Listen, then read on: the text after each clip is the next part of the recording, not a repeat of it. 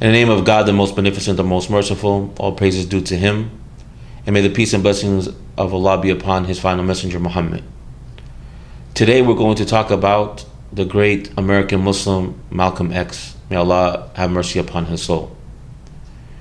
One thing that is very unique about Malcolm X, when we're talking about the new Muslim experience, is that he went through certain challenges throughout his life. Early on, he lost his father when he was young because his father was outspoken about racism throughout the Midwest in the early 1920s and 30s. So the Ku Klux Klan, because they heard that there was someone speaking about these issues, they finally killed him because of what he was talking about, how he was expressing himself.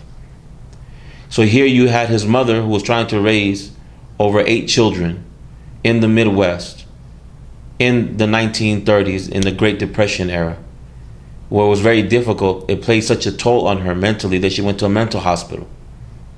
In that time period, not having a father nor a mother, he tried to find people who would take care of him, and he finally found his aunt.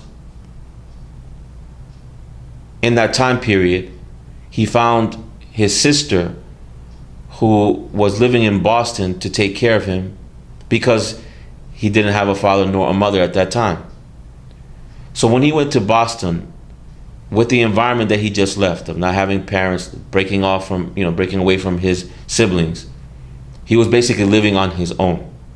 So in that time period where people were trying to dodge the army, so they were trying to find different methods to stay busy, many of these young men in that time, especially in the ghettos of America, will get into the life of crime.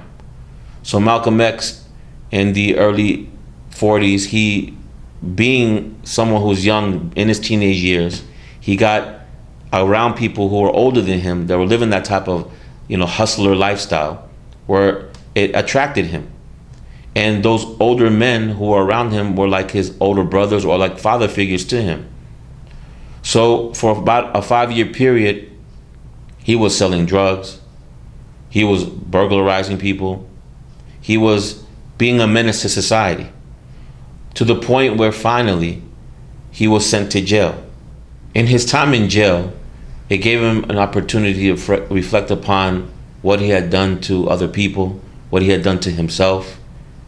Also had the opportunity for him to reflect upon his childhood, really thinking about what was the purpose of life.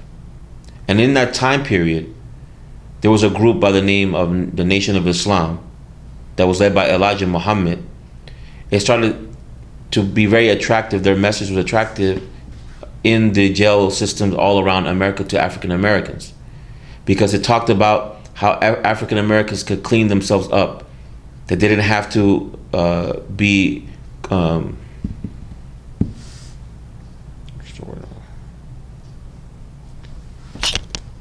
So when he went to jail, he had time to reflect upon those things that he did to others and to himself. He had time to reflect upon his youth, how he grew up. And in that process of thinking, he started to read more. He started to open up to different types of conversations that were just outside of the hustler lifestyle. And in that time period, he came across his brothers and sisters who had joined a group called the Nation of Islam. And the Nation of Islam was preaching to uplift the African American, that they could do for themselves, that they could have their own businesses, that they could have a healthy lifestyle. They didn't need drugs or alcohol, that they can treat each other, meaning men and women, with respect, which was a new message in America at that time. So this attracted Malcolm to wanting to uplift himself out of that mindset of just someone who was just a hustler on the streets.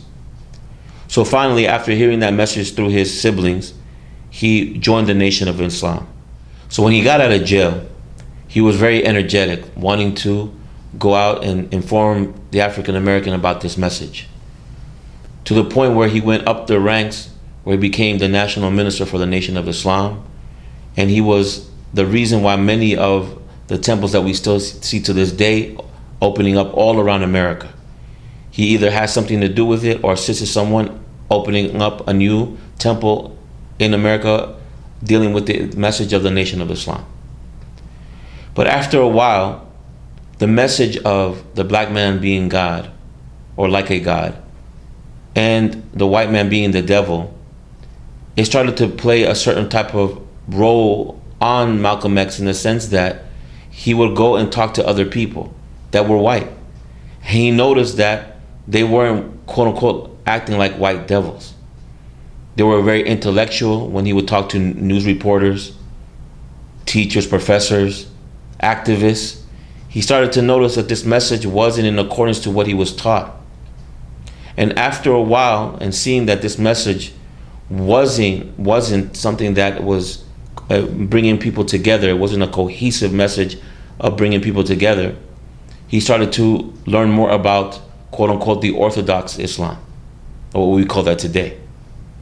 So finally, he had the opportunity to go and do the fifth pillar of Islam, which was make the pilgrimage to Mecca. And when he went to Mecca, he had the opportunity to see people who were white, black, Chinese, from all over the world worshiping one God. It was all about worshiping God alone without any partners, and not overpraising any other human being or any race or tribe or what have you. So when he came back to America after performing the pilgrimage, I really want people to think about this. This was in the 1960s, in the mid 1960s, right after the Civil Rights Act being signed, where segregation was still being preached in certain parts of America. Here, Malcolm X wasn't talking about equality for the African American. That was of his messages that he brought out to the people. But he was stating the name Islam to America, how Islam will bring people together, that people should accept Islam. It would bring more brotherhood in America. Imagine that environment in the 1960s. Already African Americans asking for their rights. They want to, they were told that they are equal now, all around the United States. But here came something new, where someone is stating that the religion that will bring America more of a true brotherhood, bringing people together, is this religion of Islam. So imagine him preaching this message, which was opposite of what he was teaching just a few months ago, a few years before that, where he was talking about black man being God and the white man being the devil, and that African Americans should live in a separate state and white people should live in no separate state. Now he was preaching something completely different, because he went to see Islam in a different light in Mecca, where Allah put that in his heart and took that racism out of his heart. Finally, because of his split with the Nation of Islam, there were people who became jealous of the attention that he was gaining, because he was preaching not only civil rights for the African American, but also human rights. And he was preaching, again, repeating the point of bringing people together through the religion of Al-Islam. And in February of 1965, he was assassinated during a talk that he was given in Harlem. But him dying didn't mean that his legacy died with him. And we still see to this day issues of racism happening in our society. And those who truly stand up to justice will make a difference in America, just like Malcolm stood up for justice in his time period. So we need to see more people implementing that spirit of Malcolm, as people are still doing it to this day, who are wanting to bring a change within America that people thought was changing in the 60s when he was alive, that still people are struggling with up to this very day. And one other amazing part, and I'll say it's the last thing that I'll mention, is that Malcolm X, may Allah have mercy on his soul, was the first iconic Sunni American Muslim in our history. He was someone who was very open about his faith. He was someone who didn't hide who he was. He was very proud about being Muslim, and he also didn't shy away and hide the mistakes that he made in the past. So for a new Muslim, what they can benefit from that aspect is you're going to make mistakes. We all do. But what makes a great person is his ability to overcome that mistake, being humbled by it, knowing that God will make a way for them to improve on a daily, weekly, and yearly basis. So it's a constant change that we're going to go through, but with learning, we'll see how we'll be able to benefit not only ourselves and our families, but society. Assalamu alaikum.